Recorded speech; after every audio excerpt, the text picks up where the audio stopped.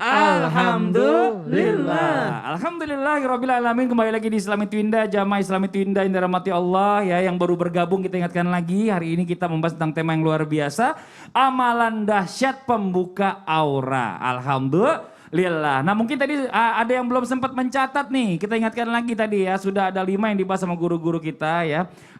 Kita bicara yang pertama adalah istiqomah sholat tahajud. Yang kedua adalah sedekah senyuman. Yang ketiga adalah menjaga wudhu. Yang keempat adalah mengkonsumsi makanan halal, diutamakan ini adalah kurma dan juga mentimun. Yang kelima adalah istiqomah membaca salawat Nabi. Ini Masya Allah luar biasa. Ini kayaknya sebenarnya murah banget atau mungkin ada yang gak pakai biaya. Tapi Alhamdulillah bisa sampai membuka aura kita. Nah kita lanjut lagi nih ya.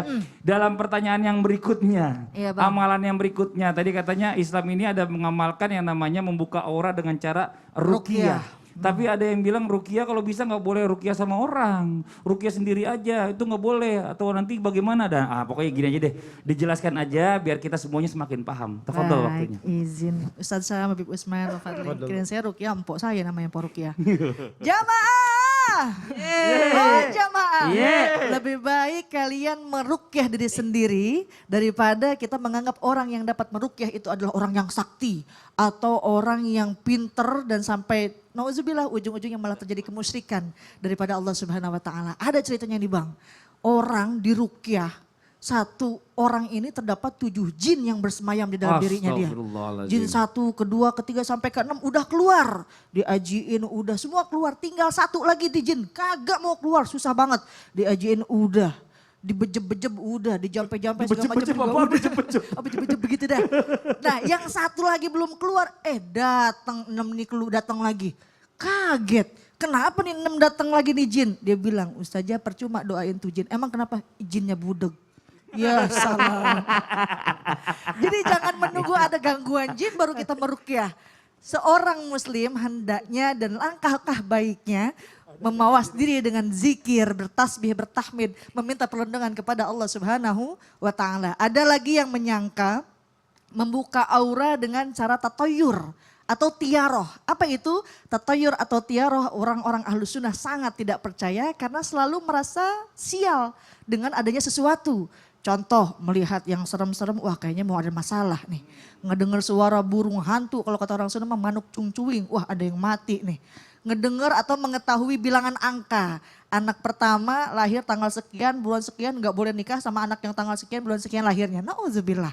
Syekh Muhammad Ibn Shalih Al-Utsaimin mengatakan orang yang bertatayur atau tiaroh dapat menafikan atau meniadakan tauhid dengan 2 aspek. Yang pertama, dia tidak bertawakal kepada Allah Subhanahu wa taala, dan yang keduanya ia bergantung kepada orang atau kepada yang tidak ada hakikatnya, bertakhayul, beragu-ragu dan lain sebagainya. Ada orang yang meminta perlindungan kepada jin. Karena apa? Usahanya bangkrut, istrinya cemberut, ya, mau usaha nggak ada modal, pengen minjem nggak ada yang percaya. Akhirnya orang tersebut mengambil ilmu kanuragan, pengen jadi orang sakti mandraguna, totosane bojone kulit. Datang ke 3 gua Bang Fadli, 1 gua dia datengin takluk itu jin.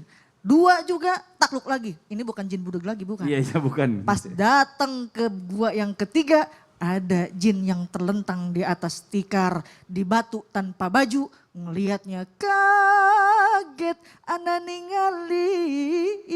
Jin kaget, ngapain nih orang datang? Kata dia datang, jin saya mau minta kaya. Ngakak itu jin pemirsa. Kenapa minta kaya? Orang jin aja tinggalnya di gua. Nggak punya kasur, nggak punya bantal.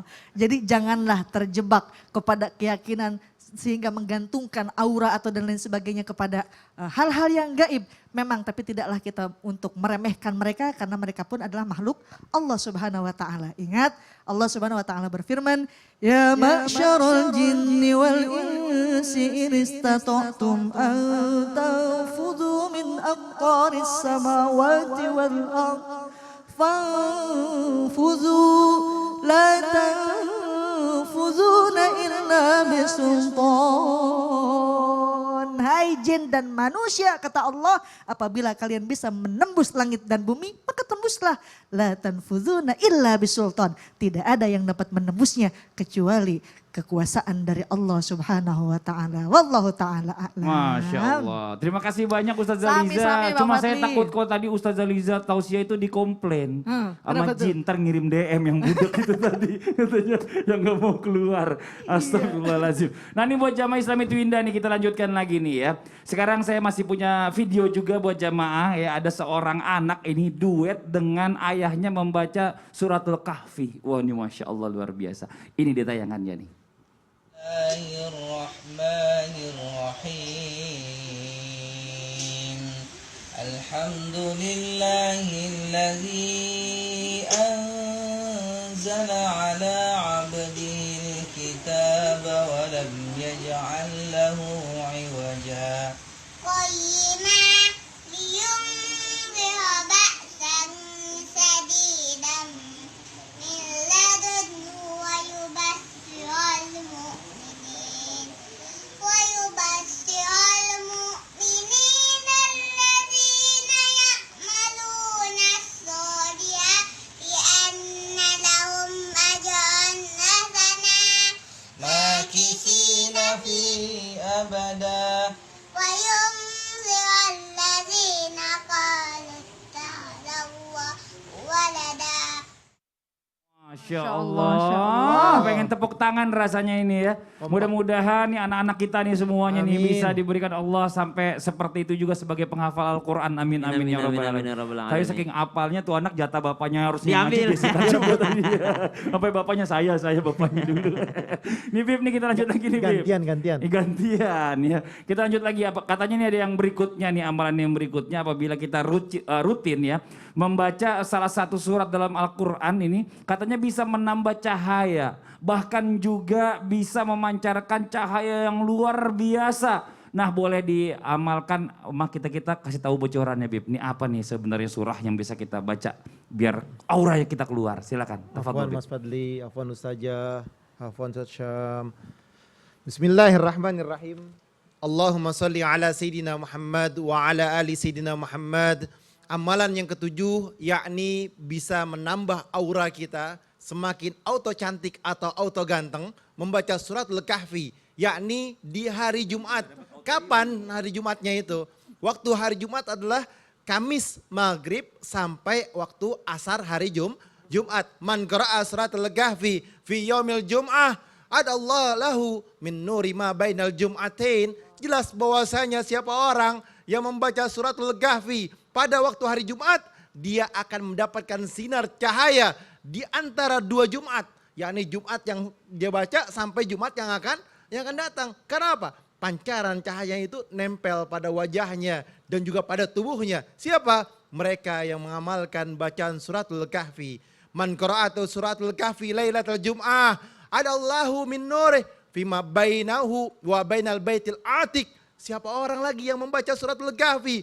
Yakni pada malam Jumat dia akan mendapatkan sinar dari Allah Subhanahu wa taala, mendapatkan cahaya antara dirinya sampai ke Baitul Atiq, yakni sampai Ka'batul Mubarakah atau di tempatnya di kota suci Mekah, yakni ada Ka'bah, dari situ sampai kepada kita. Cahaya yang luar biasa. Cahaya yang didapatkan siapa? Yakni mereka yang membacakan suratul Kahfi. Siapa orang yang membacakan suratul Kahfi, maka dapatlah dirinya cahaya dari kepala hingga kakinya. Dan siapa orang yang baca keseluruhan dari awal sampai akhir, maka baginya cahaya antara langit sampai bumi. Jadi ada orang yang baca surat Kahfi itu kapan? Dia baca waktu maghrib 10 ayat, waktu malam, sholat malam 20 ayat, ya kan, 10 lagi. Terus diselesaikan lagi sampai waktu sholat Jumat. Boleh juga dicicil, nggak jadi masalah. Karena apa? Karena berharap akan keberkahan dan ridhonya Allah. Kalau dia dicicil yang pertama tadi, dari rambut sampai ke kakinya. Kalau dia sampai habis, dari langit sampai bumi, cahayanya luar biasa. Masya Allah. Dan siapa orang yang membacakan surat Al-Kahfi pada hari Jumat, timbullah dari dirinya cahaya dari telapak kakinya hingga sampai ke langitnya Allah Subhanahu wa taala. Bahkan dia mendapatkan ampunan dari Allah Subhanahu wa taala di antara dua Jumat tersebut. Dan di hari kiamat dia mendapatkan satu keberkahan, yakni cahaya dari Allah Subhanahu wa taala, yakni keberkahan suratul Kahfi menempel pada dirinya dan jiwanya. Ayo amalkan surat Kahfi, keselamatan di dalamnya dan auto cantik, bukan autoimun. Auto cantik yang dimana kalau dia cantik, dia ganteng, dilihat daripada auranya. Itulah mereka yang dimana mereka itu mengamalkan, yakni iqra'ul Quran. Dia membaca Al-Quran adalah satu keberkahan di dalamnya. Yang tadi Ustaz bilang, iqra'ul Quran fa innahu ya'ti yaumal qiyamati syafi'an li ashabi. Penyelamat bagi kita. Bukan hanya di dunia, di akhirat pun kita diselamatkan karena Al-Quran penolong bagi diri kita. Baca suratul kahfi boleh dicicil. Baca Quran suratul kahfi boleh langsung selesai. Kapan waktunya dia bisa bismillah. Dia misalkan lagi ngurusin anak 5 ayat. Habis itu dia lagi main 5 ayat lagi. Terus dia lagi ngobrol 5 ayat lagi. Nggak jadi masalah. Yang penting surat kahfinya dihatamkan sampai habis. Iya. Itu bismillah. Yang sulitnya itu adalah istiqomah, ya kan? Betul. Mungkin sekarang ini Jumat ini kita baca, Jumat depan belum tentu, Jumat depannya lagi enggak juga. Baru ketemu lagi tahun depan, astagfirullahaladzim. Ini kadang-kadang kita kan karena kesibukan yang susah nih. Akhirnya nggak baca. Akhirnya nggak baca. Nggak dapat cahaya dong. Nauzubillah min Nggak dzalik, jadi ya Allah, ganteng. Astagfirullahaladzim. Nah Nggak makanya jadi kita aura. kan butuh hal-hal yang begini di Islam itu indah untuk mengingatkan. Ini Ogan. Masya Tahu Allah. ogan nggak? Ya? Ogan. Apaan tuh? Obat ganteng. Obat ganteng. Nah, tapi ini amalan-amalan tadi udah 7 nih ya. Bukan berarti selesai nih, masih ada lagi yang berikutnya. Amalan yang bisa bikin aura kita ini auto positif, auto ganteng, auto Auto cantik. positif. Iya. Dan ini kalau orang lihat kita ini bukan cuma katanya lihat wah auranya luar biasa, tapi sampai melewat kalau kata anak zaman sekarang ya kan. Bikin melewat ini Masya Allah luar biasa. Nah Ustaz Syam, ini katanya amalannya singkat sih dan bisa rutin kita lakukan. Tapi memang kadang-kadang orang ini nggak ngelakukan karena waktu. Ini apa sih masalahnya nih, mohon izin Baik, penjelasannya. bismillahirrahmanirrahim. Tabi guruku, Habib Usman, Ustaz Aliza, Mas Fadli serta guru-guru kami dimuliakan Allah Subhanahu wa taala. Bismillahirrahmanirrahim. Alhamdulillahirabbil alamin. Allahumma shalli ala sayyidina Muhammad wa ala ali sayyidina Muhammad. Maka subhanallah ini kita langsung masuk ke sesi berdoanya. Kalau tadi ada sesi amalan-amalannya, ada amalan tadi diajarkan misalnya berwudu, ada amalan tadi bangun di sepertiga malam, kemudian ada amalan lagi dari Ustaz Aliza yakni dengan senyuman. Nah sekarang bagaimana dengan doanya? Doa salah satunya tadi dibawakan sebelumnya oleh kami bahwa ada salawatnya, salawat tibbil qulub. Allahumma salli ala sayyidina Muhammadin tibbil qulubi wa dawaiha. Itu dibaca lengkap sampai di belakangnya wa afiatil abdani wa shifaiha wa nuril absari wa dhiyaiha wa ala alihi wa sahbihi ya. Disambung sampai berapa kali, mau 300 mau 100 sebanyak-banyaknya ya, dan diniatkan bahwa karena sholawat ini ya Allah, karena aku cinta kepada nabiku ya Allah, maka cerahkanlah wajahku ya Allah. Nah itu seperti sama dengan berdoa. Yang kedua kita ambil doa dalam Al-Quran. Ada doa dalam surah At-Tahrim ayat 8, Rabbana atmim lana nurana faghfir lana innaka ala kulli syai'in qadir.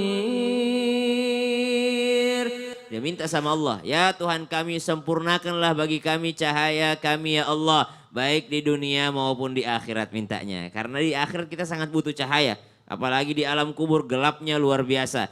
Faghfir lana, dan ampuni kami ya Allah. Kenapa penting minta ampunan sama Allah? Teman-teman sekalian, ada orang wajahnya glowing, putih, bersih, subhanallah. Tapi hatinya lagi bad mood, itu tetap nggak enak dilihat.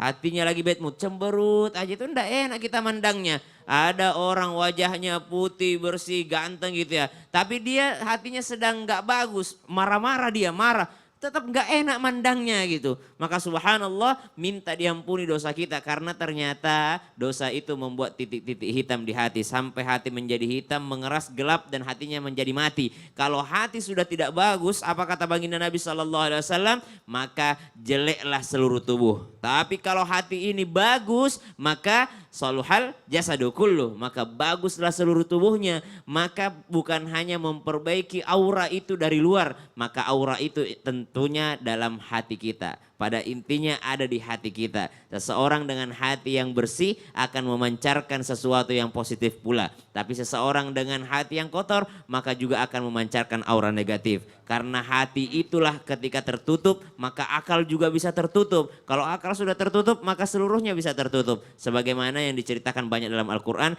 semuanya berlabuh kepada hati yang bersih. Wallahu Masya ta'ala Allah. a'lam. Terima kasih banyak Ustaz Syam Sama-sama, atas Mas penjelasannya. Nanti mudah buat jamaah yang ada di rumah juga mencatat ya. Ini tadi ada 8 nih, kalau kita lakukan terus-terusan nih istiqomah, insya Allah nih aura kita ini benar-benar aura positif itu keluar banget. Dan segala sesuatu yang kita mau lakukan tuh insya Allah tuh gampang aja ceritanya jadinya tuh. Ini Masya Allah. Nah sekarang nih kita lanjut lagi nih, karena banyak banget pertanyaan yang masuk ya. Kita mau coba bacakan lagi nih pertanyaan-pertanyaan masuk di segmen Tanya Dong Ustadz. Kami semua tanya dong Ustadz. Oke, kita masuk lagi ke pertanyaan yang berikutnya ya dari Instagram dari @aseoni. Assalamualaikum Ustadz Ustazah. Izin bertanya. Iya, apakah sifat pemalu menjadi alasan aura tidak terbuka? Bagaimana caranya memperbaiki sifat tersebut agar aura terbuka? Mohon penjelasannya. Wah, ini kalau udah begini nih biasanya cewek nih yang jawab, cewek aja deh Ustazah Lisa. Malu-malu mohon izin. kucing berarti ya? Malu-malu kucing, benar. Baik, bagaimana sih namanya membuka sifat malu atau menjadi penghalang aura bagi dirinya sendiri? Al-haya'u minal iman. Namanya malu itu sebagian daripada iman. Tapi malu yang seperti apa? Malu jika berbuat maksiat, malu jika tidak malu kepada Allah Subhanahu wa taala. Ini kadang ada Allah tutup aibnya malah ia buka. Betul. Banyak di kampung-kampung bilang, "Wah, demi Allah saya minum 4 botol tapi tidak mabuk." Padahal udah seseloyongan tuh dia ngomongnya, ya. Minder bukan berarti malu, percaya diri bukan berarti sombong. Jadi rubahlah sifat malu itu untuk tidak bermaksiat kepada Allah Subhanahu wa taala. Masya Allah. Terima kasih banyak Ustaz Zaliza. Kita masuk lagi ke pertanyaan yang berikutnya dari Instagram hamba Allah. Assalamualaikum warahmatullahi wabarakatuh. Afwan Ustadz Ustazah, saya ingin bertanya nih, di era modern ini masih banyak orang yang memakai sihir atau dengan cara membuka aura untuk memikat hati orang lain. Seringkali orang yang melihat langsung suka dan jatuh hati padanya. Ini kejadian sama suami saya. Sekarang dia lagi naksir sama teman kerja wanitanya. Bagaimana caranya agar kita terhindar dari orang-orang yang buka aura dengan niat menjadi pemikat suami orang, Ustadz Ustazah? Syukran. Assalamualaikum warahmatullahi wabarakatuh. Wah, ini pelakor nih. Jadi pelakor-pelakor ini buka aura ya untuk memikat suami orang. Ini gimana Ustadz Syam? Tolong jawab deh, mohon izin. Jadi kata ulama, ada laki-laki datang bertanya kepadanya, "Wahai Syekh, saya ini kenapa ya setelah menikah saya lihat lebih cantik orang lain daripada istri saya?" Maka Syekh itu menjawab, seandainya semua wanita yang ada di dunia ini, di bumi ini kau nikahi, maka subhanallah jangan nyalahin perempuannya juga. Ya jangan nyalahin perempuannya pakai buka aura segala macam. Karena bukan harus kerjasama. Kalau perempuan sudah menutup aurat, laki-laki juga harus nundukin pandangan. Harus kerjasama yang baik. Jadi bukan hanya perempuan disuruh nutupin aurat, laki-laki juga disuruh untuk yaghuddu min absari, menundukkan pandangannya. Maka titipkan suami kepada Allah dengan bacain ayat kursi. Allahu la ilaha illa huwal hayyul qayyum la ta'khudhuhu sinatun wa la naum. Ya Allah, ya, yang maha menguasai hanya Engkau yang selalu menjaga suamiku 24 jam. Kalau di kantor aku nggak bisa menjaganya ya Allah. Kalau lagi di luar aku nggak bisa menjaganya. Maka seposesif apapun kita tetap nggak bisa jagain setiap detik, setiap saat. Maka titipkan kepada Allah Subhanahu wa taala. Nah, makanya introspeksi diri, bukan hanya perempuan yang disalahin pelakornya, tapi juga suami disuruh untuk nundukin pandangan. Masya Allah. Jadi apa? Istri yang posesif. Posesif. Posesif. Agak susah ya. Tapi apa? Jadi orang juga nggak boleh terlalu posesif. Ya suami terlalu disalah-salahin katanya ntar ya udah deh gue lakuin aja sekalian. Nah, Ya, kagak itu dilakuin, bahaya. Jadi harus dituduh-tuduh. ada kepercayaan juga, trust sama suami. Nah, kita lanjut lagi ke pertanyaan yang berikutnya ya. Ini langsung disembunyikan nih dari Instagram hamba Allah nih. Assalamualaikum Habib dan Ustadz. Minta tolong sebelumnya sembunyikan identitas saya. Udah, alhamdulillah. Saya mau nanya nih ya, kemarin saya datang ke salah seorang pintar untuk dibuka auranya. Tapi setelah dibuka aura kok malah saya melihat yang bisa melihat makhluk-makhluk gaib.